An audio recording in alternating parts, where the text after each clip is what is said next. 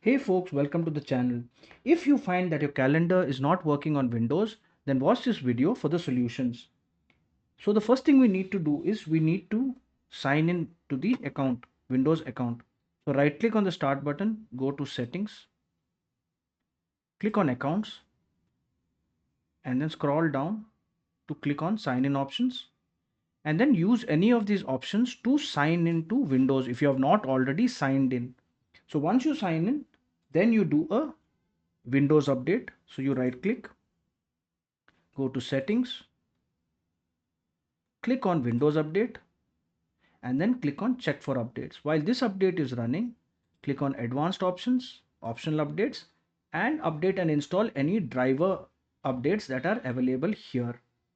Now the final option is to also look at the date and time if they are right. So we'll right click on the start button, go to settings, click on time and language, date and time, and set the time zone automatically, set the time automatically, and you can also select the country or region, and this should fix the issue with the calendar.